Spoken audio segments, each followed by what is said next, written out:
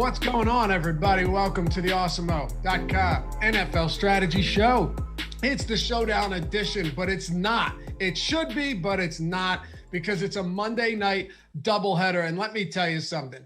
If this mess of an NFL season has taught us anything, it's that we need more Monday night doubleheaders. Give me more Wednesday afternoon pigskin, some Tuesday night. I'm all for it. Dave Loughran with you once again. Joining me, Matthew Gajewski, Matt_Gajewski on Twitter. You can follow me at Laffy_D. Matt, we got Pittsburgh, we got Washington, we got San Fran, we got Buffalo. We're in for a good one tonight, man. Another doubleheader. Look, there's a silver lining to everything, and I think we found it.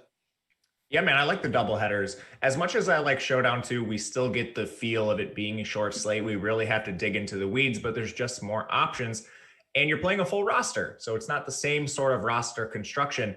I think it's going to be a lot of fun. It reminds me of, Thanksgiving a little bit. Yeah, it kind of does. I'm a big fan of the 2-game slates. I thoroughly enjoy them. Matter of fact, I like them more than I like showdowns. But I like the 2-game slates when you get them on the Monday nights, where you can just go straight from one game into another. I know one of them starts early, 5 p.m. Eastern time, but it just, it gets me excited to be able to look at another week or another day where you've got a milli maker. Like, can you think about how far this industry has come though? Before, you would never have seen prize pools even close to this with impromptu games, crazy scheduling. Now you've got $1 million going the first place on a Monday night. It's amazing. Yeah, man, the industry has come so far, and it's crazy we can get these prize pools up top. Didn't we have multiple milli makers just yesterday? I believe there was one at like the 555 level, the classic normal milli maker. So sometimes they're even putting out like 2 milli makers a week. I mean, on the same day, like on the main slate.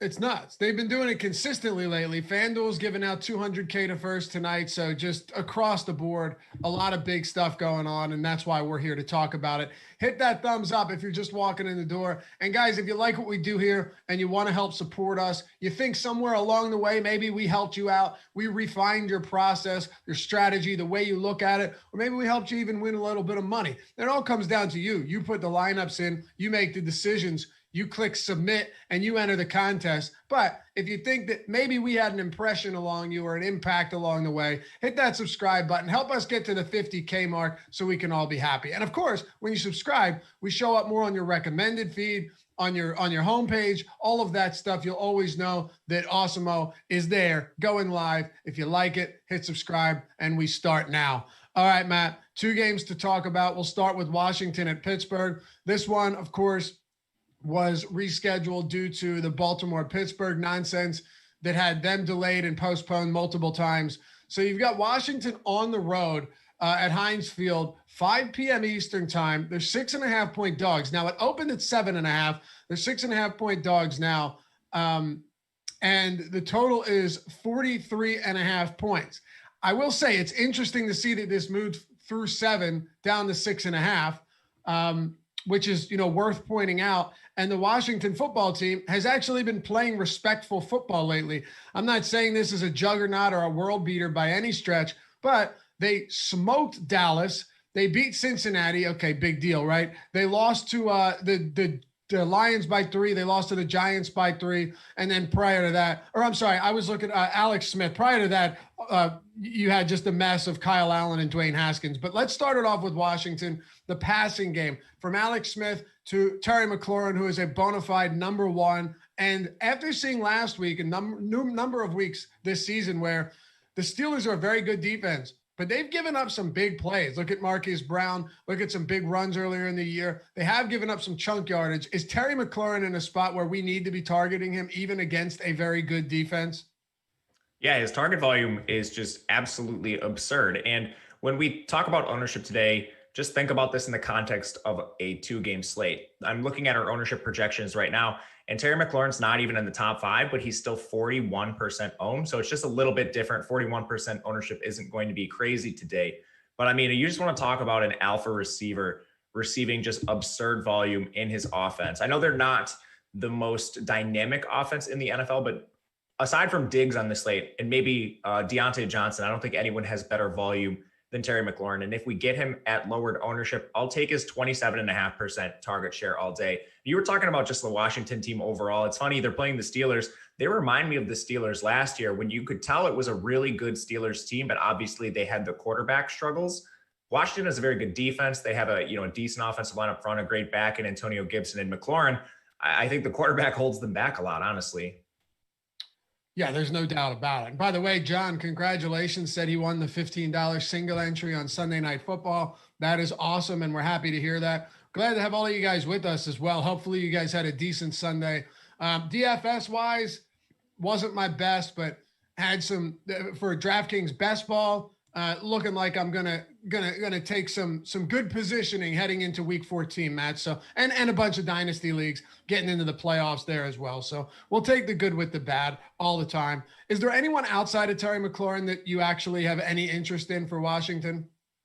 So Cam Sims is running as their wide receiver too. He's essentially not being targeted. I was hoping Steven Sims, I mean, this is going to be confusing, but I hope Steven Sims would work his way into a larger role as he came off of injured reserve.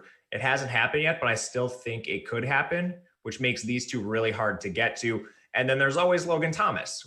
I feel like we talk about Logan Thomas every single week to some degree because he's actually seeing very consistent target volume. It's just coming from the likes of Alex Smith, Dwayne Haskins on a week-to-week basis, which doesn't give you a ton of upside. But again, we're talking a terrible position with only 4, maybe 5 viable tight ends on the entire slate. So I think Logan Thomas has to be in consideration because of that.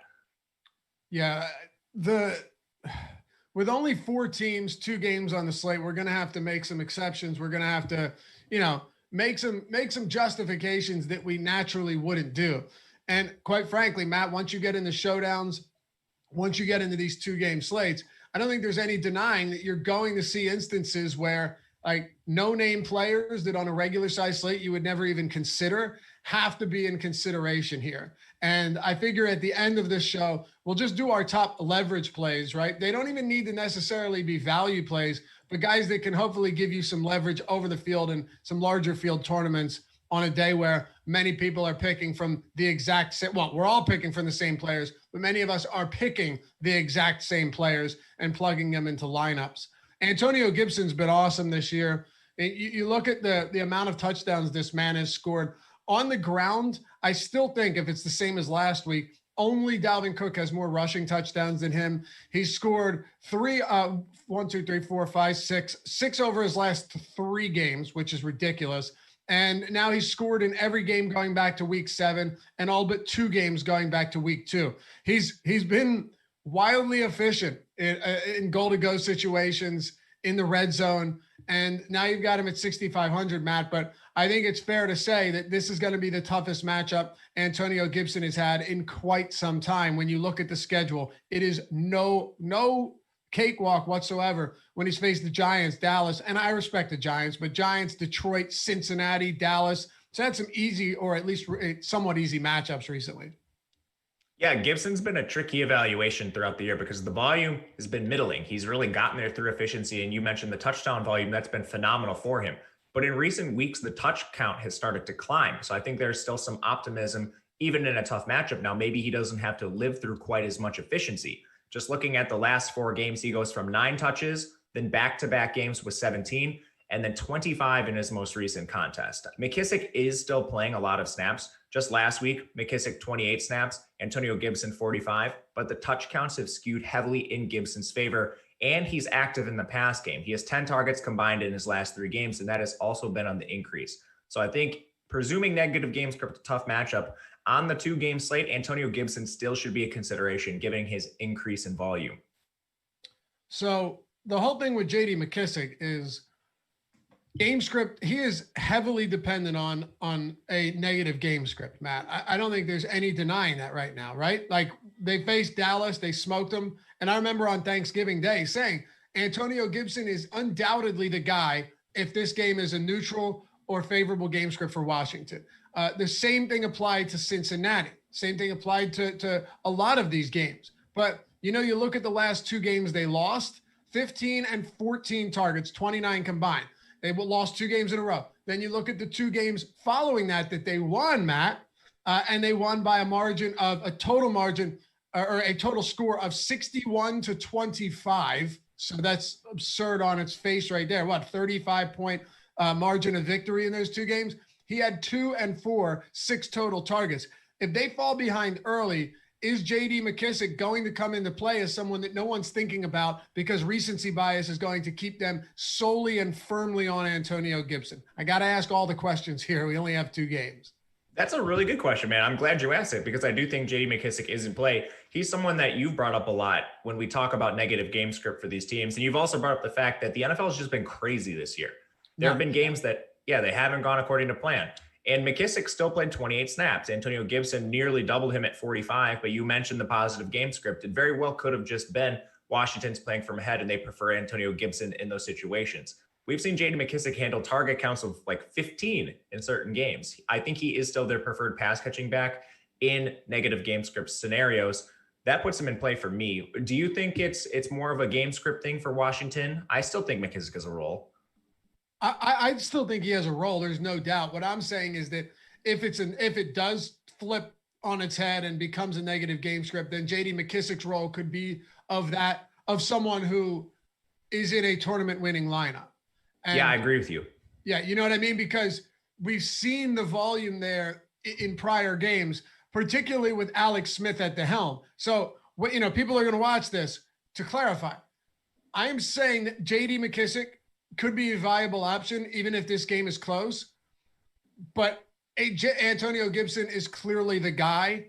But if it goes the opposite direction and it's anything like what we've seen, we can only work on past the data. And what we've seen in the past in order to try and predict what's going to happen in the future is that J.D. McKissick has gotten a lot of opportunities when they fall behind. And Alex Smith has not been afraid to use him this season in those situations. So, that's pretty much where I'm at on him. And I think if you wanted to get him into some lineups, I'm fine with it. But let me ask you this. Would you be opposed to, because I think I am opposed to this, going Antonio Gibson and McKissick in the same lineup? I would be too. I think it's only viable in things like the Millie Maker where the only reason you would do it is differentiation. You're taking on a ton of opportunity cost in that scenario. Okay. So we talked about Terry McLaurin.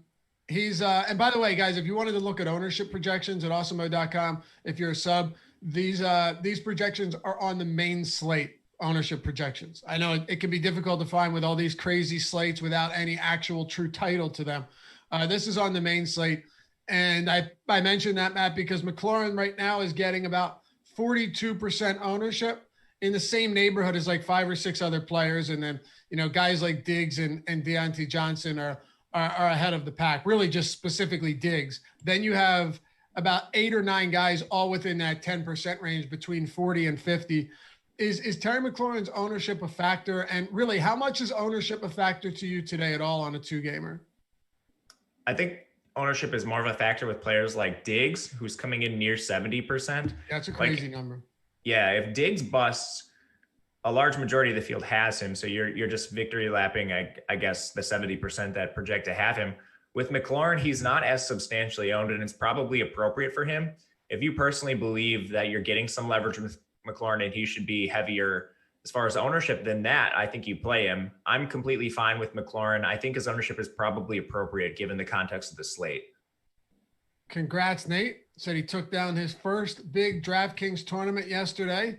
Well, that's awesome. We're going to break all of these big tournaments down after this show, 11 Eastern, Adam Scher, Josh Ingeman, and myself. We do it every single Monday. It's the Monday Morning Quarterback Show, taking a look at fantasy lineup study at Fantasy Cruncher, looking at all of the exposures, everything that went right, went wrong. We'll congratulate each other. We'll celebrate and we'll commiserate depending on how things went. Do you have anything else at all from Washington, Matt?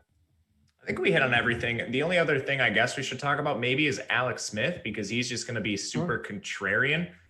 I don't think he's a very good play whatsoever, but in the event, all of the other quarterbacks bust and Alex Smith has even a decent game, he's just dirt cheap. Potentially that's an avenue for success if you're trying to jam in all of the studs. All right. So one thing we know is, and yes, Nate, I'm glad you got talked out of playing Miles Sanders. There was no reason to play him on the main slate yesterday. Afternoon slate, sure. Maybe like showdown slate, sure. But there were drives where Jordan Howard started it and Miles Sanders never came out, like never was even on the field, explain that one. You can't, because it's inexplicable. Pittsburgh has played down to opponents this year. There's no doubt about that. Like, we've seen this time in and time out. Baltimore covered on Wednesday with like half of their team on the COVID-19 reserve list. Not only did Dallas cover several weeks back when they were 14-point dogs, but they almost won that game. It took a come-from-behind, pass-heavy approach or effort from Ben Roethlisberger to get them where they needed to go. I got to say, this is one of those teams that, against a squad like Washington, that's actually playing respectable enough football to hang in there with better teams. This is one of those games where, again, I wouldn't be surprised to see it stay remotely competitive. And once again, I'll go back to the fact that this line moved from 7.5 to 6.5. And, well, that's significant. So here we have it, Matt. Ben Roethlisberger, Deontay Johnson, Juju Smith-Schuster, Chase Claypool. There are a lot of good, talented receivers that can shoulder a heavy workload from week to week. The difficult part is figuring out which one of them it's going to be. Yeah, it's been difficult. I think we can look to Deontay Johnson's sample when he's healthy. If you just look at his raw target share over the course of the season, I think it's a little bit misleading. He's missed a ton of in-game time. You know, he's played in games, but he's left. He had a concussion at a point, a number of other nagging injuries he's dealt with all year. That puts him at a 22.9% target share. But if you just look at healthy games, he has double-digit targets in every game, and he has at least 10 targets in each of his last 4 games, which puts him clearly as the wide receiver 1 to me. And I'm a little bit confused by DraftKings pricing. 6,300 for Johnson is only 200 more than Claypool and only 600 more than Juju Smith-Schuster. And I just don't see it like that. Then I take a look at his ownership. He is the second most owned wide receiver on the slate, but it's just 51%. That's only 10% more than McLaurin, who is sitting at wide receiver 6 or 7, just reading the list. That's all very close and bunched up for me. And I'll take Deontay Johnson with those numbers. Oh, let me back up for 1 second. If you mention this, feel free to tell me, and then we'll move back on. But I'm trying to juggle the chat here and everything else. Did we mention the absence of Bud Dupree here after that big injury last week that's going to sideline him for the season? Because I think this does have a legitimate impact on the quality of this Pittsburgh defense. I mean, this guy is a huge difference maker. Does that influence anything you're looking at today? I think it's just a boost overall for the Washington offense. Bud Dupree is a phenomenal pass rusher. I know they still have Watt on the other side, but Bud Dupree is obviously, he's a former first-round pick, big part of what they do. And their defense has lost a couple guys in recent weeks. They're down Devin Bush too, another former first-round pick, top 10 pick for them at linebacker. So Steven Nelson's also doubtful for this game. He's one of their corners. This Pittsburgh defense might be a little weakened, and potentially that's a reason to like Washington. I know the line has moved in their favor. Could be injuries. I also think Pittsburgh playing on a short week has something to do with that too. Definitely. Yeah, I think so too. Now, again, this is really the same thing as a team playing on Sunday and then playing Thursday. So it does happen, right? Like It's the same difference in days. But Pittsburgh, their schedule has been all over the place. I mean, they've been shit on when it comes to scheduling and having to realign how games are going to be played. It's crazy. But back to Pittsburgh, Deontay Johnson, I know, had some drops last week, certainly didn't help. But now you look at his targets, Matt. In the games that he's finished this season, I think in every game he's finished this season, he has double-digit targets. Maybe I'm wrong. I can't remember if he finished the Baltimore game. I don't think he did. But week 12, 13, week 11, 16, 10, he had 11 targets. Week 9, he had 10. Week 7, he had 15. He had 13 in week 2, 10 in week 1. Deontay Johnson is just getting peppered with targets. And the crazy thing, let's talk about this for a little bit, is that despite being ahead in games, despite smoking Jacksonville, despite crushing the Bengals' souls, they are throwing the football a lot. Check this out. Roethlisberger's last 4 games, 42, 46, 46, 51 pass attempts. Against Baltimore, 32 before that, but then 49 before that. He's thrown 42 plus times in all but 1 of his last 6 games. That means that maybe we don't have to worry too much about which one of Juju, Johnson, and Claypool is going to get all the targets, because there's been enough to go around. And it's not hard to take 2 of them if you want to stack the Pittsburgh offense, which I think is, a pretty good idea given how often they're throwing, and you mentioned it. Roethlisberger himself is middling as far as price, and then you have all 3 of these receivers bunched up in this sort of middle pricing tier, with Johnson being the most expensive at just 6,300. But even last week, I mean, Claypool and Smith-Schuster, they both had 9 targets. That was the fewest among the big 4, but that's still 9 targets. Like 9 targets, you'll take that all day. Yeah. So which one of these guys, if you talked about Johnson, but how do you prioritize the 3 of these guys, just given that on any given day, one of them could erupt? And is there really any way to differentiate there? Yeah. So you have to know going in that any one of them could erupt on any given day. And if you pick wrong, it happens. You just pick wrong that day. Yeah.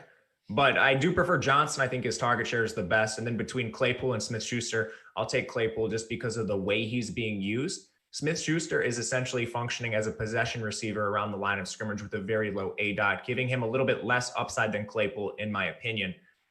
I would go Johnson, Claypool, Smith-Schuster for me, but that's not to say Smith-Schuster can't pop up for a big game. He absolutely can, and he absolutely has. You want to hear something crazy? I'd love to. Okay. Weeks 9 through 12, not including week 13 because Pittsburgh hasn't played yet. Weeks 9 through 12, Deontay Johnson among the entire league is first in targets. Chase Claypool is 5th in targets, and Juju Smith-Schuster is 7th in targets. 1st, 5th, and 7th in targets on the same team. 1, 2, 3 on the same team over the past 4 weeks. That is preposterous, Matt. Laffy, do you have where Ebron is on that list? It's funny you mentioned that because that fella's been getting some opportunities too. Ebron is 32nd, which is even more remarkable. Yeah, playing the tight end position. Among tight end, if you isolated tight ends, I imagine that's got to be like at least top 10, if not like approaching top 5. Is that crazy though? I mean, that is nuts. These 3 guys on the same team are all top 7 in targets over a month span. It is ridiculous. And I mean, Ebron too had 11 targets. Ebron's 4th among tight ends. Yeah. Oh, I mean, I think you have to roster at least one of these guys, if not 2. And Ebron, I mean, he fills that terrible position of tight end. And honestly, is there someone else on the slate today that you would rather have over Ebron? I don't think it's particularly close. Nope. I don't think so either. And he's playing all the snaps now. Yep. I'm fine with any of these guys. But really, I'm just trying to illustrate how important it is to look at this. Like, if you zoom out on this team, you see, like, if you're looking at Deontay Johnson or Juju or Claypool under a microscope, you're like, hey, that looks good. But what about the other guys? When you zoom out, you're like, oh, wait, they're all getting a ton of opportunities. And to me, that just simply can't be overlooked. And you said it, Matt, just play 2 of them. Why not? They're leading the league in targets as a team. It's nuts. 49 for Johnson over the last 4 games. Chase Claypool has 38 and Juju has 34. It's just there's no way around that. It's insane. What do you think about the run game? So James Conner's not going to play, and we have a small sample of seeing the backfield without Conner. It happened last week. We got Benny Snell essentially as the lead ball carrier with Anthony McFarland playing a change of pace role. Their prices are not reflective of Benny Snell being a bell cow back. He is just 5.4K. I think when they priced the slate, they assumed James Conner was going to play, and he is not expected to. Last week, Snell handled 20 touches. He had 16 carries and 4 targets. He was fairly inefficient as a rusher, only 60 yards on those 16 carries, but he did add 33 as a receiver, which isn't typically a part of his game. I was kind of surprised, but hey, bonus nonetheless. McFarland only touched the ball 4 times. Snell played on 51 snaps to McFarland's 14. So it seems this is fairly clearly swung in Benny Snell's favor. Do you like Benny Snell this week? Yeah, I think he's like a lock in cash just because of the opportunity and price. I think you can reasonably project him for the same, if not more opportunities than an Antonio Gibson, and they're playing as a home favorite. Okay. Yeah, 16 carries last game. Man, they ran a decent amount of plays, huh? Roethlisberger threw 52 times. Benny Snell had 16 attempts. There's a lot to like here across the board. Are you willing to, because it's a 2-game slate, we need to talk about this. Are you willing to roster like Deontay Johnson and Benny Snell without Big Ben? Like, how, with Benny Snell's price point being this cheap it's going to make for some difficult decisions. If he was 6,500, you'd say, all right, well, he's a little bit expensive. I don't need to work him in there. Like, how do you come to terms with really liking some of these pass catchers from Ebron to Claypool to Juju and of course Deontay Johnson, and also liking Benny Snell? Yeah. On a 2-game slate, you will take on negative correlation. It is inevitable. And you're talking about maybe rostering Johnson and Snell. Like, one conceivable way you do this, you have Josh Allen stacked with Diggs and maybe a Gabriel Davis he's like 4.3K, so he's not quite near the minimum price, but maybe that's your double stack. And then from Pittsburgh, you just have the other team with a high implied total. So you get the running back and the receiver, and that's just how it shakes out. I'm fine with that negative correlation. Okay. Anything else here for Pittsburgh? I think we hit everything. I'm not really interested in McFarland, but we hit all of the pass catchers. Roethlisberger, of course, is in play because of the pass rate. I think we're on it. You like the Steelers defense? Because to me, that price point is absurd. I do not like paying that. No. That's a lot. I mean, that is a lot of money. What about Washington defense, 2,500? Absolutely. They're going, even if Pittsburgh is winning the game, we like defenses that are going to go against a lot of passing volume. And Pittsburgh seems to be taking a pass first approach, even when playing from ahead. So I'm not even really concerned that Washington gets down significantly in this game. And then they rush the passer well. I'm with you. Anthony McFarland, there's some chatter in chat about him. I'll just throw the name out there to make sure we don't just to make sure we don't leave anyone out. What do they say about McFarland? What do we like about him? He played 15 snaps. Yeah, I don't know. Like I said, Matt, we got to talk about everybody here. It's a 2-game slate. Once in a while, we'll find a gem. He could be like I was going to give an Eagles example, but so I won't do it because I know it's this sort of subject. No, please. I'm a masochist. I like the torture. You remember the Miles Sanders week where he actually handled good opportunity and Corey Clement and Boston Scott scored. Like, that's very much in McFarland's range of outcomes. If he's on the field, he could score. Absolutely. By the way, you guys laughed at me for Cam Akers, not you. The chat. That was a great call. 21 carries, man. Thanks. Oh. I'm just happy to see Sean McVay giving him the rock. Like, doesn't that make you happy to know that someone in Cam Akers, who, while he wasn't particularly efficient yesterday, isn't it nice to see that guy's finally getting some opportunity? Feels good. Yeah, I like it. It's 13 weeks too late for my season-long team, but just being happy for the prospect. Yeah, it's fun to see him. For sure. Hey guys, if you haven't signed up at Awesemo yet, our showdown package, well, actually, it's not even a showdown package. It's our Awesemo Express NFL package, is $3.95 a week. And it includes all of the showdown content. You won't find as much showdown content anywhere else than you will at Awesemo, and you're certainly not going to get it for this price. Earlier in the season, we decided to beef up the Express Pass, add the ownership projections for showdown, all of the projections for showdowns, and remember, there's going to be showdown slates tonight for sure. Some potentially big ones, I would imagine, too. The top players tool, which is like the top stack tool, but it's, based all on probabilities for these showdown slates. The Express lineup builder, Express top stack tool for the main slate rankings, it's less than $4. If you like everything we have here, you like the information, you love the concept of ownership and projections and top stacks and amazing articles, fantastic premium articles that these guys put so much time into. All of that you can get with the Awesemo Plus Platinum. You can get the golf, the MMA, the UFC. You get NASCAR.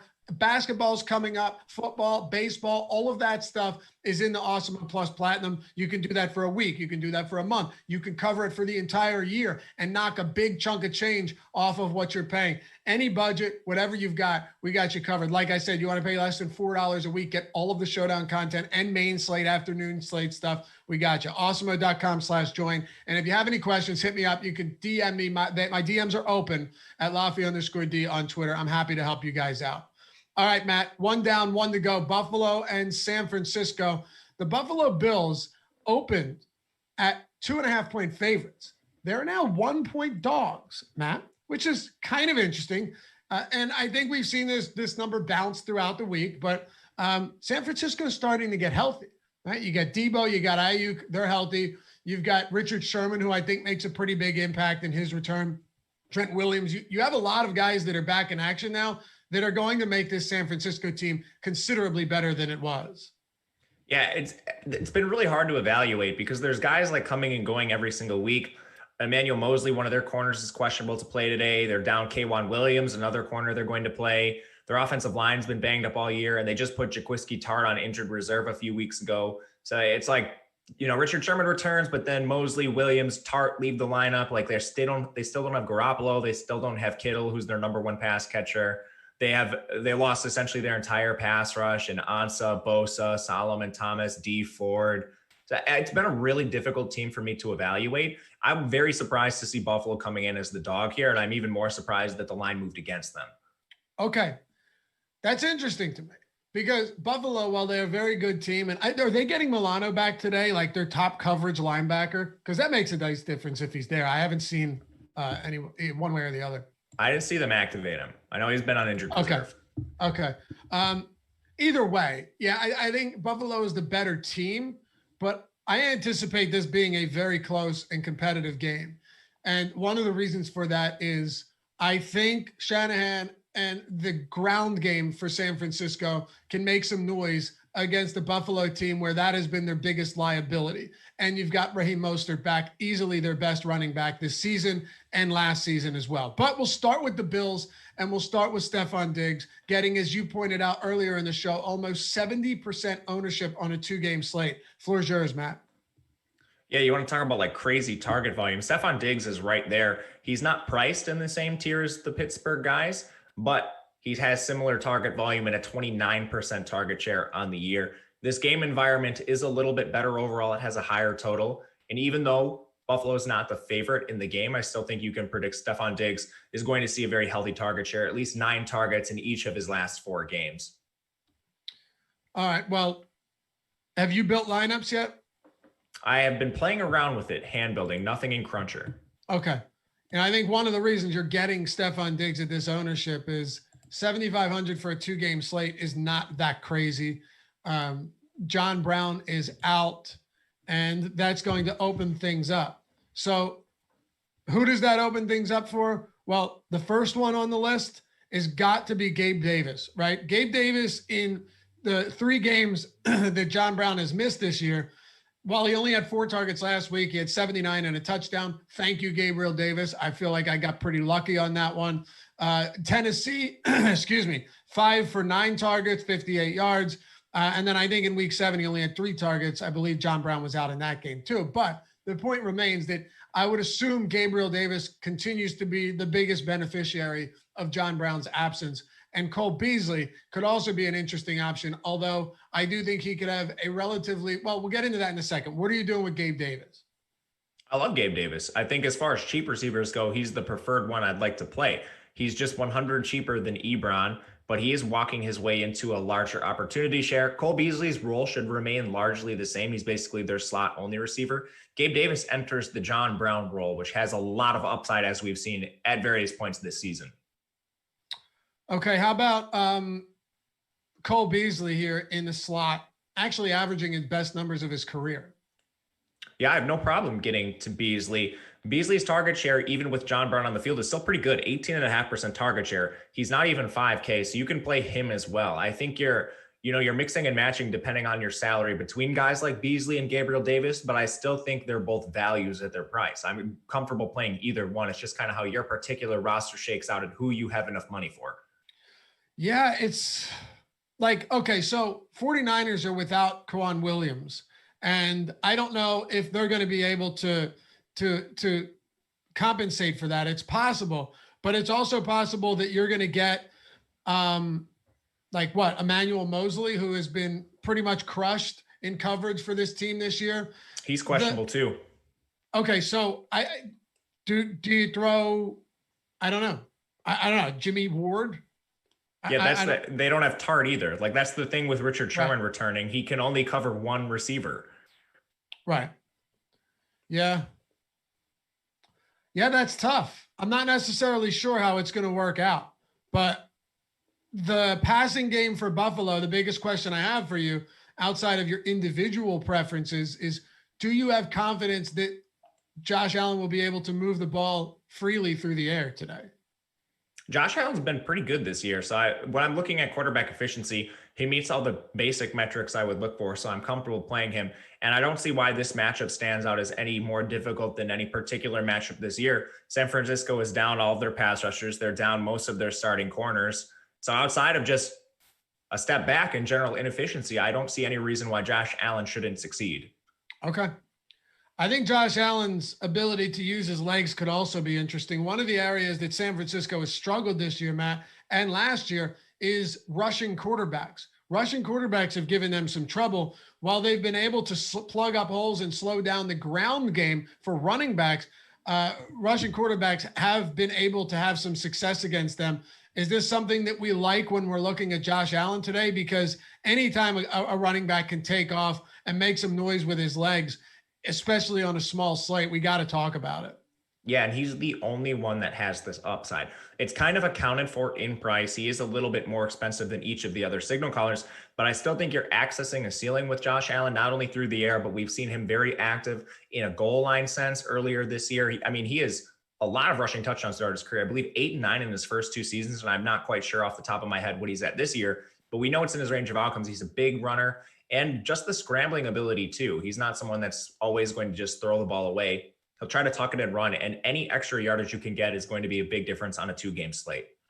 All right, so favorite options in the passing game, if you wanted to throw a tight end to the mix, go for it.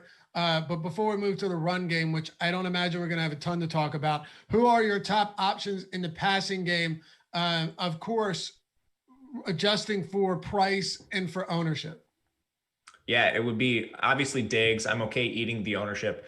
I also think you can fade him in your larger field tournaments because Cole Beasley and Gabe Davis are essentially full-time players in the offense. Of course, they're not quite as likely to get there, but still, Gabe Davis, 19.5% ownership. He'd be the second guy I look to here because I don't really see a large, at least price difference and opportunity difference. And you're looking at Beasley, 44.5% owned, Gabe Davis, 19.5% owned. I'll just take the leverage in that spot. How do you see those two? Which one, Beasley and Gabe Davis? Yeah. Well, one, their prices are a little bit closer than I thought they would be. So that's for starters. Two, the ownership is pretty significant when you look at the differences. Beasley, 44.5% projected ownership. Gabe Davis at 19.5%. So similar price points, but Cole Beasley, here's the thing, Matt. The ownership is suggesting that Cole Beasley is probably a little bit cheaper than he should be, and that Gabe Davis is probably right where he should be just based on the ownership. That said, I probably still am willing to look at 19% Gabe Davis. I like both of them here because of the ownership disparity and Cole Beasley being too cheap. So each of them has something working for him. Gabe Davis, no real significant ownership, and Cole Beasley, the price point below 5K. So I don't really go strongly towards either of them. I just think at their respective price points and ownership, both of them have plenty of utility today. Not to cop out on the answer. I just can't imagine I'm not going to have quite a bit of both of them. Yeah, and that makes a lot of sense. You're targeting, if not the best offense, the second best offense. I think it's tight with Pittsburgh on the slate. So having both of them makes a ton of sense to me. Do you see any stacking opportunities where you would go Josh Allen and then 2 pass catchers for Buffalo? Yeah, absolutely. I think there's only 2 teams I'm really interested in doing this outside of large field tournaments, and it's Buffalo and Pittsburgh. Outside of that, do you really want to stack Nick Mullins twice? Do you really want to stack Alex Smith twice? Do you even have to, given their prices? I think those are reasonable questions. And just given what we've seen out of Josh Allen and Big Ben, they're the only 2 guys I think I'm willing to double stack. All right. Anything in the run game for you here? Zack Moss, Devin Singletary. What a mess this has been trying to decipher which one of these guys is going to get to work. And I must say, Matt, it disappoints me because I love Devin Singletary. And I think if provided the opportunity, we would start to see a pretty talented football player. But Zack Moss swoops in, gets drafted this past draft, and he's been getting worked in quite a bit and more goal line work. So Singletary on the goal line has really been limited when you have Allen and Zack Moss who can snipe those opportunities. Yeah, it sucks because I do like Singletary too. He's sort of playing a low upside, low calorie role between the 20s, and then that goal line role is not there for him. And it's not like he's the preferred pass catching back either. They literally are splitting this work 50-50. Moss does have some targets as well in the season, and their touches have fluctuated back and forth between the various games. I honestly think it's a 50-50 timeshare, which maybe depresses their ownership. And if one of them falls in the end zone twice, you could see a GPP winning score. But not only do you have to project the right game script, you have to project which one of them gets the ball, which is very difficult. All right. So the other side, as we wrap this one up with the San Francisco 49ers, Raheem Mostert back in action. It's nice to see that. When healthy this season, got to say he has played really well, Matt. And against the Jets, I remember I had a ton of him, and he broke off that 80-yard touchdown. I felt great. And then he got hurt. But he's had double-digit fantasy points in all but one game. And in the game that he didn't have them in week 6, it was 9.6. I mentioned that not because he's been wildly impressive, right? 25 fantasy points, 19, got hurt. That would have been way higher than that. 15, 9.6, 11.3. At 5,800, I think Raheem Mostert is a really spectacular play, but so does 48% of the field. Yeah, he is a good play. There are some concerns, like Tevin Coleman's going to return. The snap counts weren't heavily in his favor. 29 snaps to Jeff Wilson's 25 to Jerick McKinnon's 18, and now we're adding in a fourth back. I still think Raheem Mostert pretty clearly is going to lead the backfield in touches. Snap count's not always everything. They clearly showed a touch preference for Raheem Mostert. But I do think there's more concerns with Mostert than a guy like Benny Snell. I think it's the same sort of question you're asking with Antonio Gibson and JD McKissick. So at 5,800, I'm probably going to play some of him, but I'm not 100% sure he'll be in my cash lineup. Just a little bit more concerning for Raheem Mostert. Okay. Yeah, I think I have the reason I have a slightly different opinion is because I do think that a healthy Raheem Mostert is the clear number one option on this team. And I would hope that Shanahan identifies that or acknowledges that. And if he does, I think he's going to be okay. I don't need 25 carries from him, but give me enough. Give me 15 carries today in what I expect to be a very competitive game, and presumably the goal line work, which I think he'll get, and a handful of targets, maybe 2, 3, 4, 5. I'm on board. Do you have any interest? Well, not do you have any interest? What is your interest, if I can gauge it, in the passing game for San Francisco? I'm at least a little more interested than recent weeks. I think this is a potential leverage spot. The wide receiver core has dealt with injuries. They've dealt with COVID outbreaks. Nick Mullins has been serviceable at times in the past. San Francisco is passing the ball more this year. I think it's more a product of game script than what they personally prefer to do. But because of that, you're now looking at Mullins with 2 decent stacking options. I mean, Deebo Samuel, he had 13 targets in their most recent game. Ayuk had 14 in his most recent game. Both of them have target shares north of 20%. I imagine it'll stay relatively close to that because George Kittle's out of the picture. So you're dealing with 2 fairly affordable wide receivers coming in with slightly depressed ownership here. Maybe that's just a boon to the offense overall. So do you assume that we're going to see some trickery or some gadgetry here against Buffalo, as Shanahan likely does, using his wide receivers as an extension of the run game when you've got guys like Ayuk and you've got guys like Samuel that are very proficient in that type of football? Yeah, 100%. And this seems to be a player he tries to draft every year. Deebo's a guy that handled carries in college. Same with Ayuk. They both were used a lot in screens, both very active on special teams. Ayuk was a phenomenal kick returner. So they're guys, they just want to get the ball in their hands. And a lot of their receptions are coming on those like little touch passes, screens. Getting playmakers in space is a big part of the offense. So I do foresee that tonight. Any interest in the tight end position here with George Kittle remaining on the IR? And of course, looking at guys like, Jordan Reed played 43% of snaps last game. Ross Dwelly played 61. What do you say here? Yeah, if you're not playing Ebron, I'd say play whoever you want at tight end. Even though Reed was on the field a little bit less than Dwelly, he still out-targeted him 6-2. He has 6 targets in back-to-back games. I think that's fine if you want to take a dart on Jordan Reed and you're just fading Ebron. I don't think it's the best strategy, but I mean, outside of Ebron, who do you feel comfortable with on the slate? Yeah, it's a great point. But then again, man, if Ebron ends up not having a game that we anticipate, he's so cheap though, given what we've seen from him lately.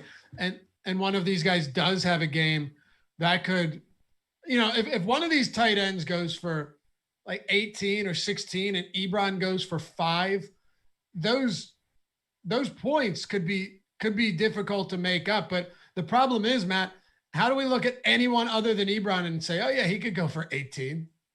Yeah, that's the thing. And we see this on the main slate every single week. We saw it yesterday for that matter. If Darren Waller busts, you probably just want to punt at tight end. However, if Darren Waller hits his ceiling, he is the only tight end with that ceiling on the entire slate, and you are dead in tournaments. I see Ebron not as a Darren Waller type player, but in the context of a 2-game slate, I do not think another tight end has his ceiling on the slate. All right.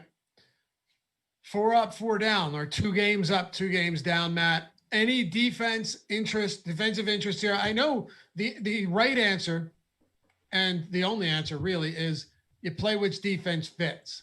But because it's a 2-game slate, do you see the Bills or 49ers having some defensive intrigue? Because honestly, I could tell you that both of them are fine to me, but I'll go with the cheaper one in the 49ers, and I feel perfectly happy doing so. Yeah, I'm fine with the 49ers too. I think among the cheap defenses, I actually have the most interest in Washington, just because they rush the pass. So the 49ers, I think they could struggle with this a little bit because of the lack of pass rushers they have on their team. But ultimately, outside of the Steelers, I don't think you're making a lot of sacrifices. Getting to the Bills, getting from the 49ers up there is only 400 difference in salary. And I mean, it looks like the Steelers, even though they're super, super expensive, are going to be owned by nearly half the field. Guys, hit that thumbs up if you haven't done so yet, and subscribe to the channel. If you like what we do here, you think we helped you along the way. Matt, let's give our top leverage plays for this slate. But we're doing a giveaway, so I wanted to make sure that everyone knew about this. The pin tweet at Awesemo_com on Twitter, that's our main handle, is giving away entire year of Awesemo Plus NFL. So all of the NFL content for an entire year. All you have to do is follow the directions on the graphic. Predict whether Josh Allen or Nick Mullins throws for more yards today. That should be the easy part. One random winner is going to get selected among the correct guesses. There's no reason not to throw your hat into the ring if you're not a premium sub yet. You'd like to check out what we have and give yourself an opportunity to get an entire year of NFL content. And you know what? Look, if you wanted to wait till next year, you could do that too. If you won and said, all right, I'm going to wait until next year to get the entire season, you can go ahead and do that as well. So check it out, the pin tweet, and free content at the site today. NFL Showdown projections are entirely free at also, maybe both of these games. Maybe we have showdown projections because whoever made this assumed that there was only one game. But I would assume that all of the projections for today's slate must be free. Check it out. All right, Matt. Any leverage plays that you think stand out to you in low ownership right now that could make a ton of sense? And for the record, low ownership on a 2-game slate is not the same as low ownership on an 11-game slate. I'm surprised by Benny Snell's ownership. I'm surprised he's not the most owned back on the slate. I think he pretty clearly has a good path to volume, and he's playing as the heaviest favorite on the day. I know the matchup isn't fantastic against a Washington defense. We've done this many, many times with James Conner, but we're getting Snell at a depressed price. He's priced as the backup. He very clearly outcarried Anthony McFarland and actually just outtouched him, outsnapped him, everything in the previous game where we didn't have James Conner. And then another one at wide receiver is just Gabriel Davis. I think he's seeing a similar opportunity share to Cole Beasley, coming in at a fraction of the ownership. Yeah, Gabe Davis for me as well. But I'll throw a guy that we talked about at the beginning of the show, and I think you'll agree, J.D. McKissick. If this game happens to turn in the direction that gets away from them, you could see an abundance of opportunity for McKissick. And maybe in a neutral game script or positive game script, you see some, but Gibson's clearly going to be the guy there. But if Pittsburgh, the clear better team overall, shows up early and puts 2 scores on their head and makes it a 14-0 game in the first quarter or even in the first half, you might see a lot more J.D. McKissick than you initially anticipated. And if that's the case, coming in at 18% ownership right now at $4,500, that's $500 above the minimum salary for running backs.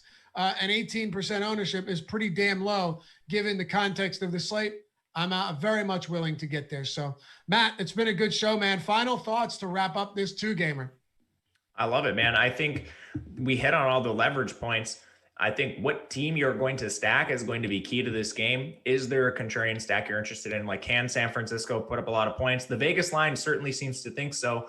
And I'm not sure outside of Raheem Mostert that the ownership is really reflecting that. That's the only other real key I think we haven't touched on already. All right, I'll close with this. Mark Smith says, lately, whenever Doug Peterson does something stupid, I find myself going to check Laffy's Twitter for a laugh. As a Bears fan, I can feel the pain.